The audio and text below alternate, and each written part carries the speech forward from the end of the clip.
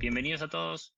Mi nombre es Daniel Menal. Hoy los estaré acompañando con una temática, como van a ver, de Data Fabric. Data Fabric en sí, se lo voy a resumir muy rápido, es arquitecturas de datos con inteligencia artificial.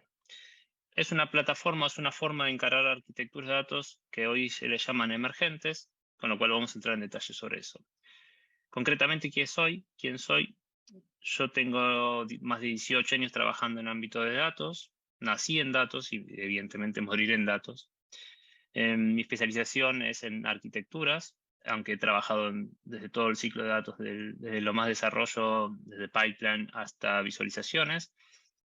Y en el último tiempo me encuentro con el desafío de construir un área de Data Analytics basado en mi experiencia. Acompaño y soy parte de Entity Data Argentina como responsable del área de data, que por suerte hemos podido crear partiendo de nadie, de 2 personas. Hoy somos más de 170 personas acompañando el mundo de datos.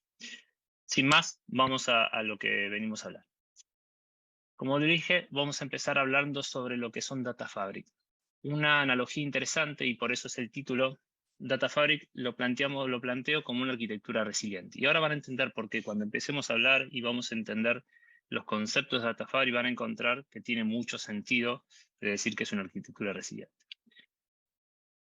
¿Cuáles serán los temas de hoy? En particular, evidentemente, es Data Fabric, pero vamos a encontrar 6 puntos. El primer punto es qué es Data Fabric, y vamos a hablar muy alto a nivel de lo que es esta plataforma o estas arquitecturas. Estas arquitecturas siempre se basan en pilares y vamos a ver cuáles son los principales. También vamos a charlar sobre los beneficios que aporta este tipo de tecnologías. Algunas de las tecnologías disponibles vamos a ver cuáles son. Un ejemplo o una receta, como quien diría, de cómo poner en marcha, y finalmente un pequeño cierre para dar conclusión a lo que estamos hablando. Arranquemos. Primer punto, ¿qué es Data Fabric? Data Fabric en sí, como le hablaba al principio, se asemeja o se puede pensar que es una plataforma resiliente, una arquitectura resiliente. ¿Por qué? Porque justamente lo que plantea la resiliencia es que uno se adapta ante situaciones adversas con resultados positivos. Data Fabric busca en esencia eso, busca entender lo que sucede en una arquitectura de datos y con eso entiende y comprende lo que puede llegar a pasar cuando hay fallas tanto humanas sobre procesos, y en base a eso toma acciones, conclusiones positivas. Entonces, por lo cual, tiene mucho que ver con la resiliencia. Ahora bien, ¿qué es Data Fabric? En sí, les decía, es un conjunto de técnicas, herramientas y conceptos que permiten, entre un montón de cosas, aprender lo que está sucediendo en una plataforma de datos, desde el origen de la plataforma hasta el final. Si lo imaginamos en una imagen, podemos pensar que desde el origen de datos, cuando obtengo la información, hasta cuando la exploto esa información al final de la plataforma, en un tablero, Data Fabric está metido en todos esos puntos y entiende o intenta entender qué sucede en todo aspecto. Y en base a lo que entiende, saca conclusiones y en base a esas conclusiones toma acciones. Lo vamos a ver en detalle ahora en cada cosa, pero en particular se basa o su corazón está en la inteligencia artificial. ¿Cuáles son los pilares? Yo les decía que toda plataforma se basa en pilares. Bueno, en este caso vamos a hablar de 4 pilares.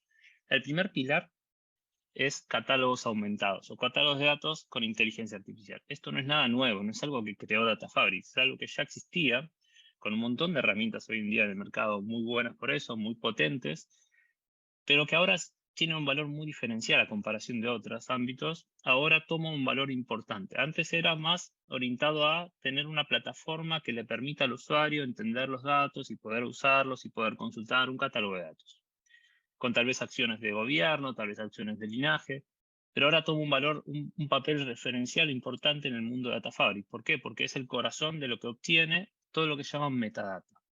La metadata es la base de lo que vamos a ver durante toda esta charla. La metadata necesita tener valor o ponerse en valor que antes no se daba, ahora lo intentaremos darlo, ¿sí? Pero en sí piensen que el catálogo de datos es la pieza fundamental en un concepto de Data Fabric. ¿Por qué? Porque va a entender lo que sucede en la plataforma. Al entenderlo voy a poder entender, y ahí nos va a dar los siguientes pasos, que es los modelos de grafos. Modelos de grafos, base de datos de grafo, que en particular se pueden entender de varias formas. Lo que hace es obtiene esta metadata que se genera en el Data Catalog y empieza a entender o relacionar cómo se relaciona esta metadata con lo que ya va aprendiendo los modelos, ¿sí? Y ya empieza a entender un poquito más de cómo se trabaja la plataforma, para darle sentido. ¿Quién le da el sentido? La metadata activa. Cuando nosotros vemos datos por datos o metadatos sueltos, un metadato puede llegar a ser el tiempo que tarda un query en ejecutarse, o la cantidad de veces que se ve un tablero, o el volumen de información que se almacena en mi plataforma, o en mi HDFS, o en donde sea. Eso es metadata, que a fin de cuentas hoy seguramente muchos solo almacenan y tienen disponibles en un momento, pero no hacen nada con ello. Lo pueden llegar a usar para, por ejemplo, cuando hay un error, entender dónde está el error o ver el log, pero en este concepto se ve más allá. Entonces, teniendo toda esa información, imagínense la información de todos los logs, de todos los errores, de todos los procesamientos, de los tiempos de ejecución, de logs, de un montón de cosas. Todo eso se relaciona a través de modelos. Esos modelos de grafos entienden las relaciones, pero ahora esos datos se le pone valor con esta metadata activa. ¿Qué hace con eso? Se le hace un sentido a esos datos. Se les da un uso que antes no. Y por último, con toda la unión de todas estas tres patas, la cuarta parte importante en Data Fabric son los motores de recomendación. ¿Qué es un motor de recomendación? Tal cual como dice su nombre. Obtengo insight de diferentes frentes o diferentes puntos o alertas o lo que sea y planteo recomendaciones de acciones o mejoras o funciones o cuestiones que puedan mejorar la plataforma. Más adelante vamos a ver los dos tipos de Data Fabric, una es activa y la otra es pasiva, pero quédense con la idea de que todo lo que podamos analizar, todo lo que podamos ver de metadata, todo lo que podemos relacionar con modelos de grafo y todo lo que podemos enriquecer con metadata activa, lo que va a terminar siendo es recomendaciones. En este motor de recomendaciones recopila toda la información y en base a eso saca conclusiones. Ahora bien, les decía, había dos tipos de Data Fabric. La pasiva. Tengo información que se obtiene a través de Data Catalog, tengo gobierno, tengo modelos de grafo, tengo metadata activa, le doy sentido a los datos y lo que hago, Data Fabric en sí, es obtener recomendaciones para decirle al usuario, che, fíjate que tal reporte no se está utilizando, o fíjate que tal tablero está tardando de más de lo que está tardando. Che, fíjate que hay un linaje en este proceso que está fallando, o que se desactualizó, o que cambió, o fíjate que hay un origen que ya dejó de utilizarse, o que en realidad hay un tablero que depende exclusivamente de un origen. Cuestiones así que lo que hacen es informarle al usuario que algo está sucediendo. No toma acción, simplemente informa. Por el otro lado, cuando el nivel de madurez de Data Fabric avanza, lo que sucede es que se convierte en lo que nosotros llamamos una plataforma de fábrica activa. Quiere decir que no solamente saca conclusiones y plantea al usuario recomendaciones, sino que toma acciones, hace un cambio, modifica algo, construye algo. ¿Sí? Ese algo, ahora vamos a ver de qué se trata. Pero ténganse con esas dos diferenciaciones. La pasiva es, entiendo lo que está pasando, comprendo o puedo querer entender, los modelos de inteligencia artificial intentan comprender lo que está sucediendo y te ponen en evidencia lo que encuentran.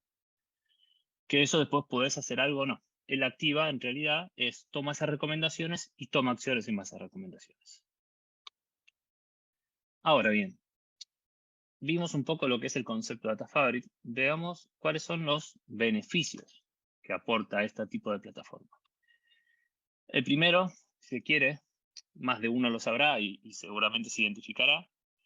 Cuando uno construimos un pipeline, por ejemplo, a veces el primero sí es muy complejo, nos lleva mucho tiempo, le dedicamos muchos esfuerzos, tenemos que aprender sobre herramientas muchas veces, nos divierte hacerlo muchas veces, ¿no? Entender cómo se construye un pipeline de punta a punta cuando algo nunca lo hicimos. Ni hablar cuando es fast data, ni hablar cuando es IoT, ni hablar de cuando son procesos más complejos y no es simplemente un copy-paste.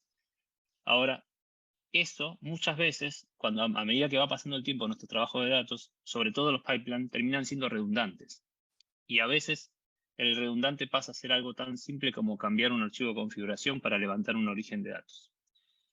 Eso que normalmente hoy las compañías dedican esfuerzo y tiempo de gente para que eso se mantenga, Data Fabric busca que eso deje de pasar. ¿Cómo?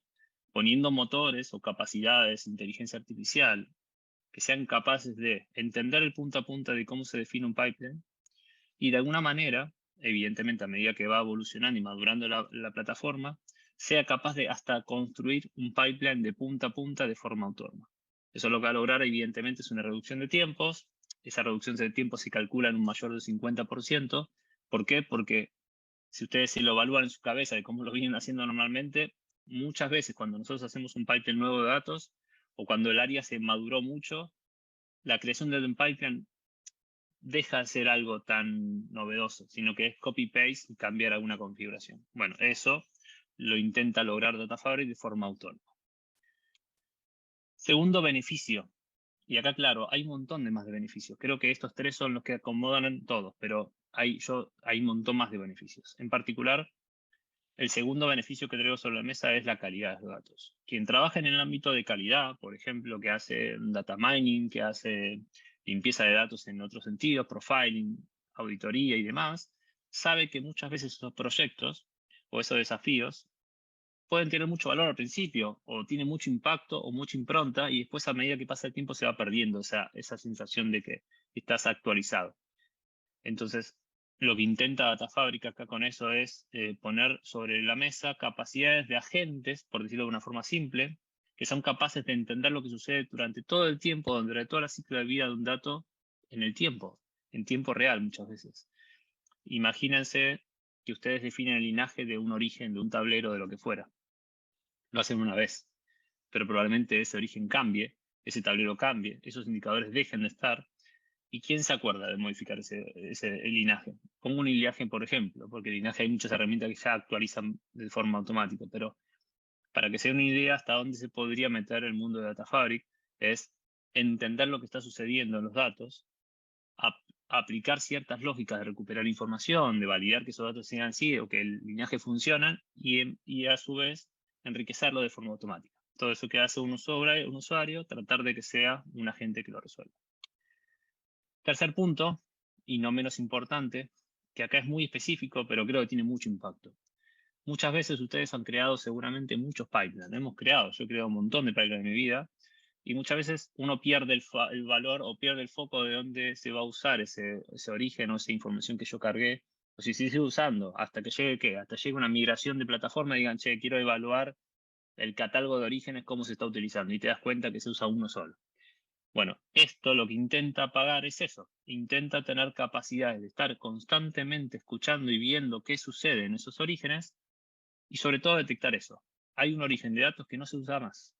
Hay un origen de datos que simplemente alimenta un indicador, pero ese indicador también sale de otro origen porque los modelos de grafos lo pudieron mapear contra un origen X. Quiere decir que ese origen que identificó se podría pagar.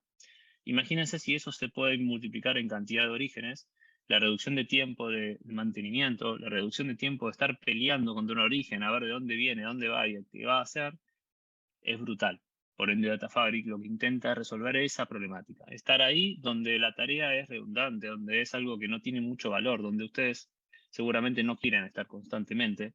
Cuando se mantiene una plataforma, el concepto de mantenimiento correctivo evolutivo, más de uno lo sabrá, intenta resolver eso, por eso fábrica, ¿no? Porque lo que intenta una fábrica siempre es modelar un proceso de punta a punta y tratar de minimizar el esfuerzo de la persona. Hasta ahí un resumen de los tres principales beneficios. Si buscan y encuentran y van a encontrar un montón más de beneficios. Creo que es una de las plataformas o el enfoque de plataformas de arquitectura más completa junto a DataMesh, que seguramente hoy en esta semana verán, que tiene esta mezcla de gobierno de productos de datos. Esto es lo que da un valor desde la parte de tecnología. Siguiendo, hablando de tecnología, pasamos a lo que es tecnologías disponibles, ¿sí? Porque esto me dirán, che, Daniel, todo lindo, bonito, pero ¿cómo esto se lleva a la práctica?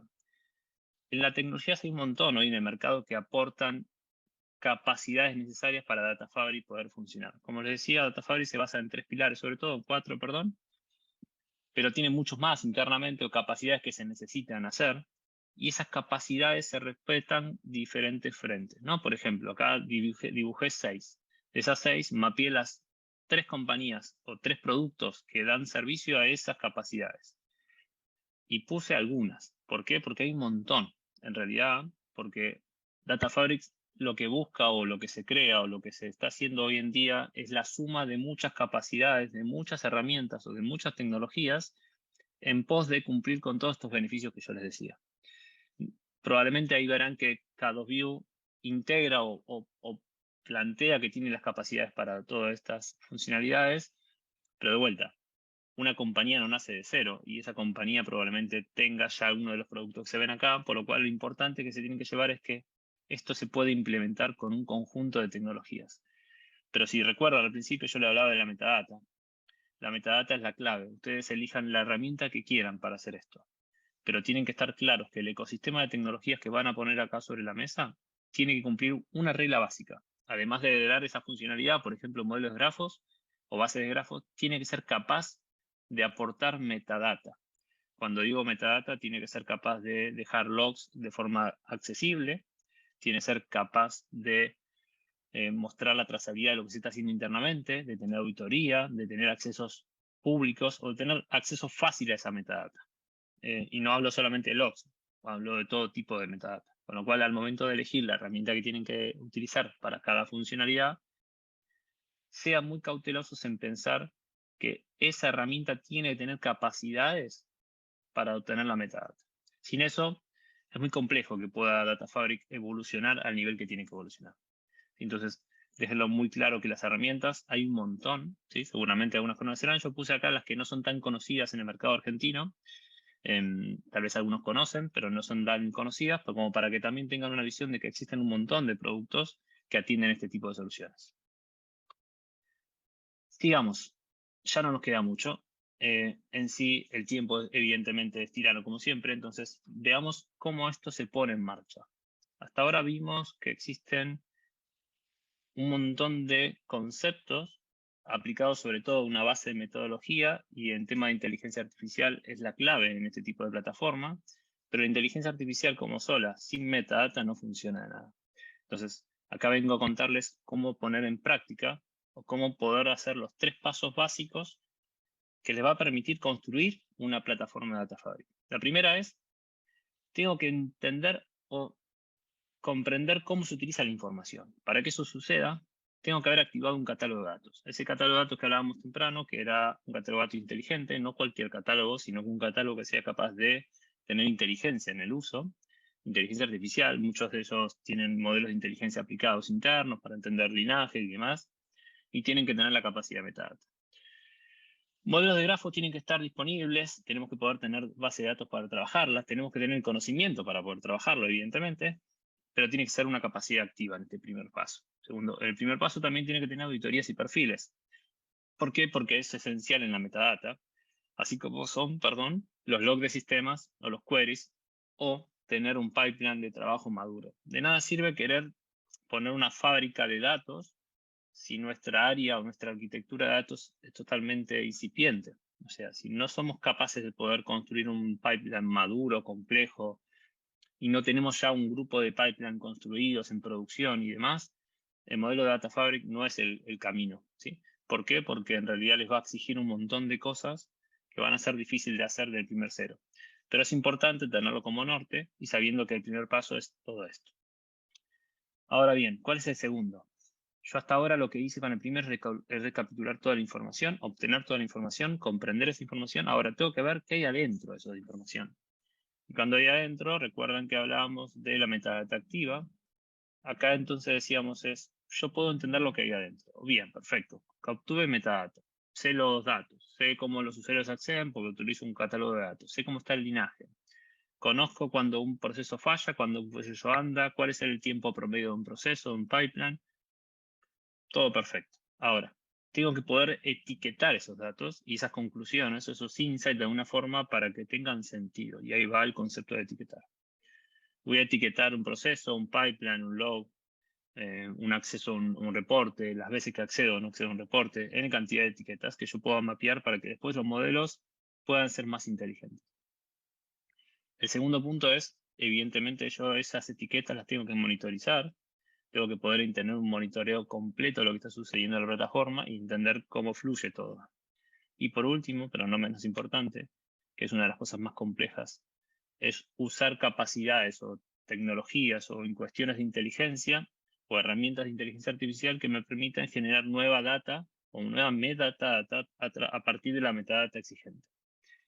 Ejemplos pueden ser, por ejemplo, cuando nosotros trabajamos en un pipeline maduro, tenemos todo el flujo de datos que fluye a través del tiempo, tenemos los errores que generalmente causan, y en el medio sabemos cuándo es el trabajo ideal, cuánto tiempo tarda el delta, sabemos un montón de cuestiones que son positivas, y todo eso podríamos definir como que ese pipeline tiene estas características, y en base a eso generar como una entidad pipeline X, que a su vez genere nueva entidad, nuevas metadatas, a medida que vaya ejecutándose, ¿sí? Como un ejemplo.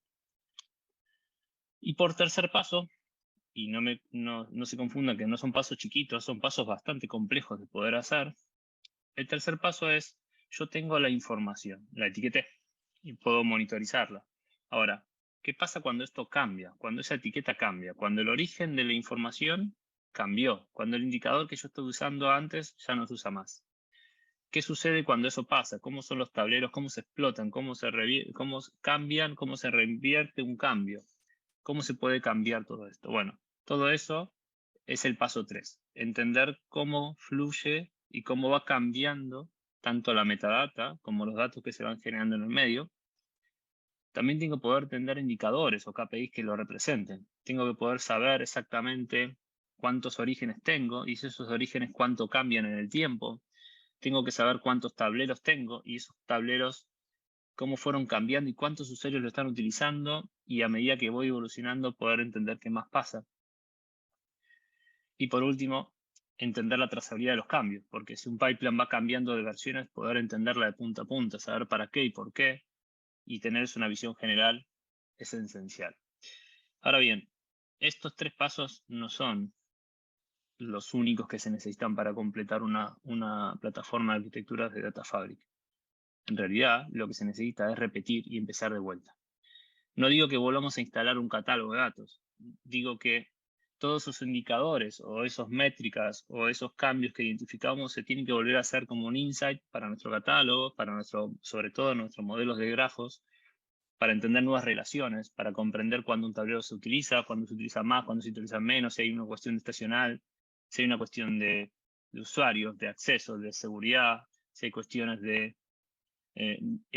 nivelación de los usuarios. Si estamos trabajando en una alfabetización de los datos, evidentemente el nivel de uso va a cambiar y el nivel de complejidad de los indicadores también. Entonces, con lo cual, esa reinversión de los pasos, o sea, paso 1, paso 2, paso 3, vuelvo a paso 1, con información del paso 3, es esencial.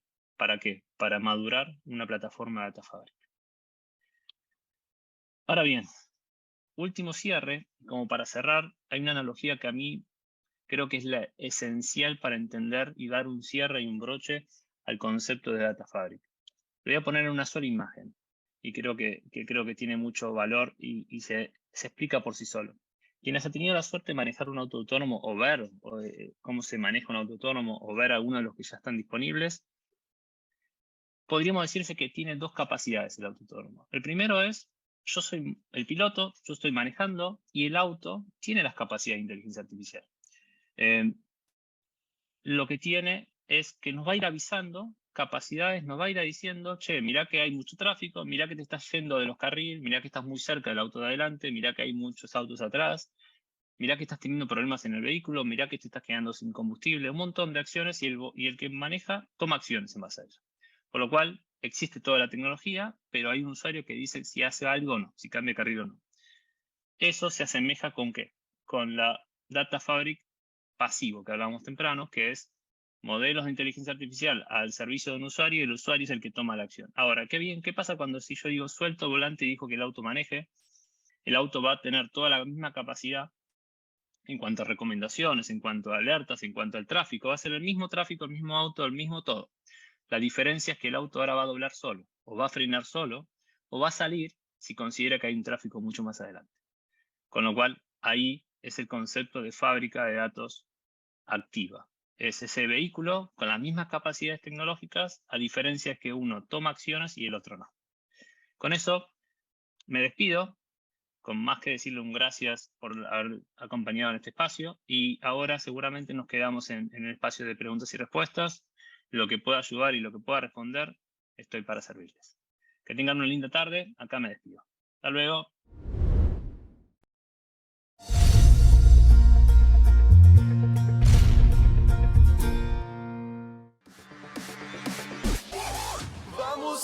Bueno, esto ha sido otra charla más de Data, una arquitectura resiliente de Daniel Menal. Bienvenido a Nerdearla, Daniel. Gracias, buenas tardes. Buenas tardes. Un poco de nervios, primera vez. Claramente, la primera vez siempre cuesta más en ese sentido, así que los nervios están presentes. Bueno. No te preocupes que salió bien la charla, hay unas preguntas, sí, que queremos abordar. Vamos a empezar con la de Eduardo Sufán, que de hecho cargó dos preguntas interesantes. Dice, a la hora de orquestar data flows, como si fuera una máquina de estado, ¿qué conviene? ¿AWS Step Functions, Airflow DAGs o...? En realidad es una pregunta que excede un poco lo que estamos empujando, digamos, la parte de Data Fabric en sí no tanto busca definir una plataforma, una herramienta, como hablábamos en la charla, es la unión de todas estas herramientas. Y cuando elegimos una herramienta que sea capaz de atender Data Fabric, en realidad lo que buscamos es la herramienta que permite dejar mejor metadata. Yo no te puedo decir una por otra porque realmente todas las herramientas hoy en día son buenas, depende del punto de vista, depende del caso de uso, pero muchas veces lo que se necesita para trabajar en Data Fabric es cualquier herramienta que sea potente y que permita de forma fácil y ágil obtener metadata.